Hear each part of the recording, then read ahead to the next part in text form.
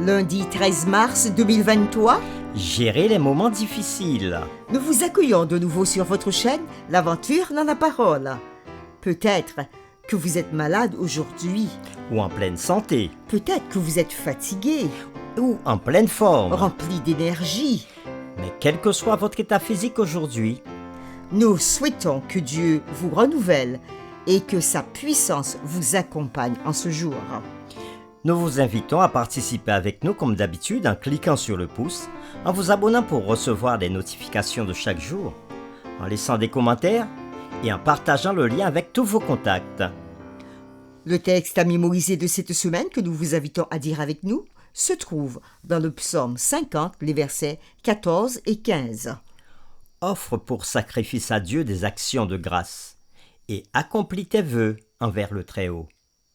Invoque-moi au jour de la détresse, je te délivrerai et tu me glorifieras.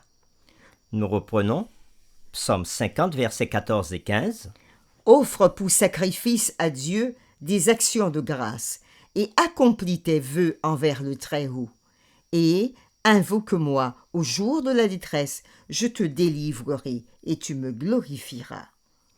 Y a-t-il des expériences que vous avez vécues ou les autres ont vécues qui ont enseigné la leçon que Dieu contrôle entièrement tout et fait tout concourir à votre bien?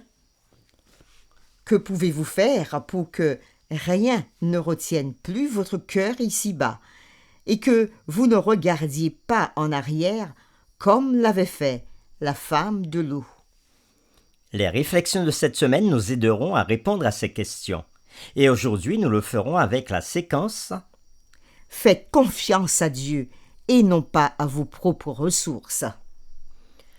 Le roi David aurait pu mieux savoir. Il aurait dû savoir, d'après l'expérience de son meilleur ami Jonathan, que lorsque vous êtes dans une relation d'alliance avec Dieu, peu importe que vous ayez peu ou plusieurs hommes, Dieu peut vous donner la victoire.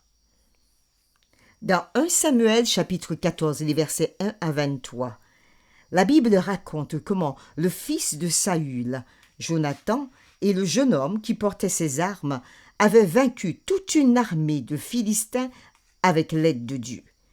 Mais en dépit de cette expérience et de beaucoup d'autres dans l'histoire du peuple de Dieu, lorsque le roi David fut confronté à des moments difficiles, il permit à Satan de le tenter, de faire confiance à sa propre force et à son ingéniosité. Nous lirons 1 Chronique chapitre 21, les versets 1 à 14, et nous répondrons à la question suivante.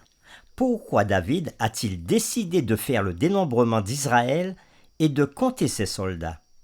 Une autre question, pourquoi son commandant, Joab, a-t-il conseillé de ne pas le faire? 1 Chronique chapitre 21, versets 1 à 14. Satan se leva contre Israël, et il excita David à faire le dénombrement d'Israël.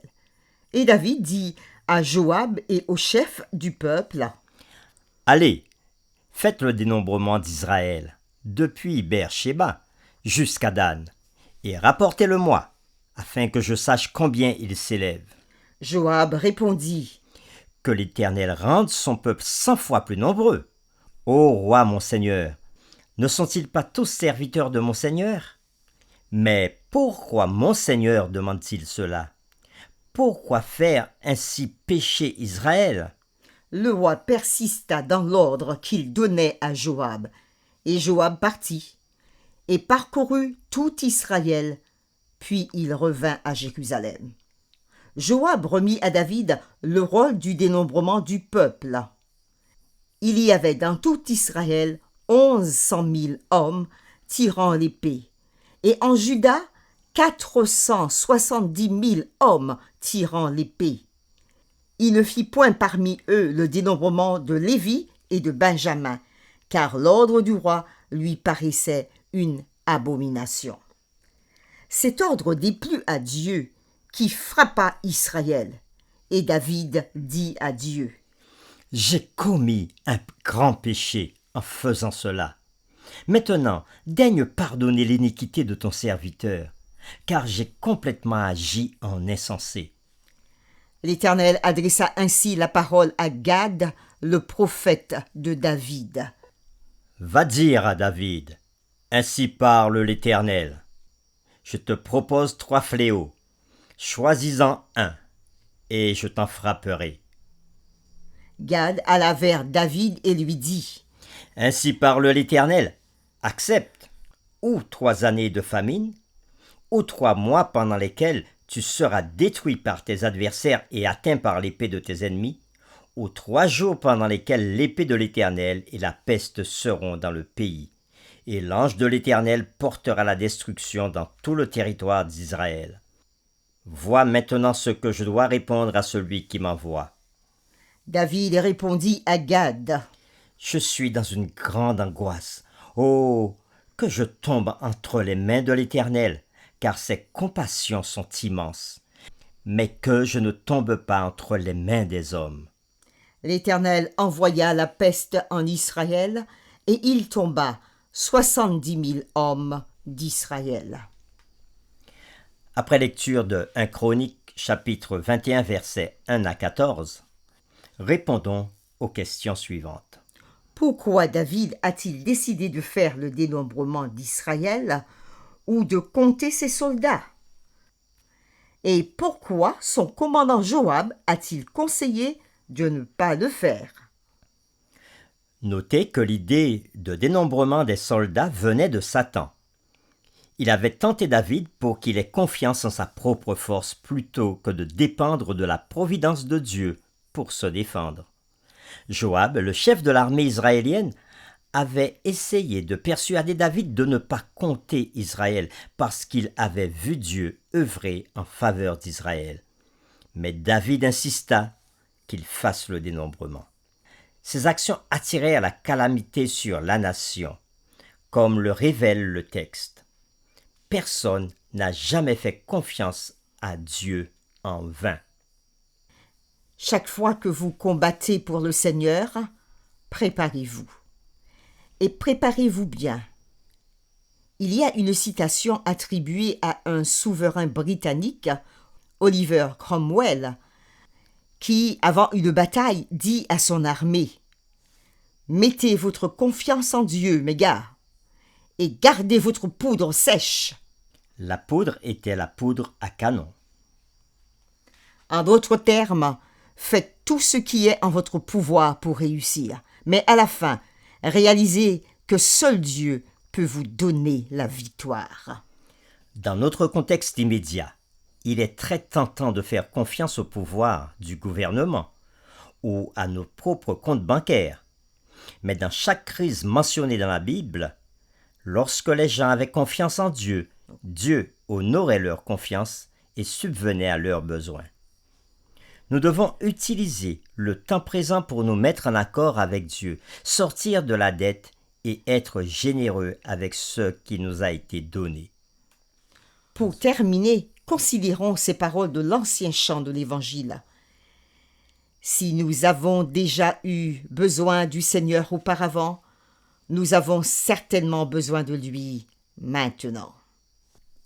Comment pouvons-nous trouver le juste équilibre entre le fait de faire de notre mieux, par exemple, pour être en sécurité financière, et au même moment faire confiance au Seigneur pour toutes choses? Nous vous invitons à prier avec nous. Père éternel, Dieu de toute bonté, nous voulons te remercier une fois de plus pour ta grâce envers tes enfants, parce que tu nous invites à compter sur toi à toute période de nos vies. Tu nous invites à compter sur toi lorsque nous n'avons rien, mais tu nous invites aussi à compter sur toi et à te faire confiance lorsque nous en avons. Tu nous invites à compter sur toi lorsque nos réfrigérateurs sont remplis de vivres, comme lorsque nos réfrigérateurs sont vides. Tu nous invites à compter sur toi lorsque dans nos maisons, il y a tout pour que nous puissions subvenir à nos besoins, comme lorsque nous n'avons plus rien dans nos placards. Tu nous invites à compter sur toi lorsque notre compte en banque est débordant, comme lorsque nous sommes dans le rouge sur notre compte en banque. Tu nous invites à te faire confiance, toujours te faire confiance, et ne pas commettre l'erreur comme David l'a fait, sachant qu'il était fort, qu'il était un roi qui avait accompli ses désirs et ses vœux. Il s'est laissé tenter par le diable à vouloir faire un dénombrement. À travers ce dénombrement, David voulait savoir combien de soldats il avait pour partir en guerre et savoir s'il pouvait remporter la victoire avec les hommes qu'il avait.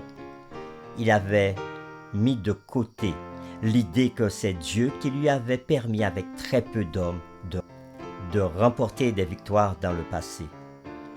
De même, nous pouvons être piégés et au lieu de compter sur toi, Seigneur, au lieu de compter tes bienfaits chaque jour, nous pouvons nous appuyer sur nos forces, sur notre santé, sur ce que nous avons.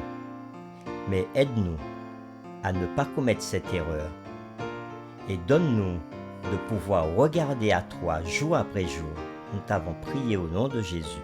Amen.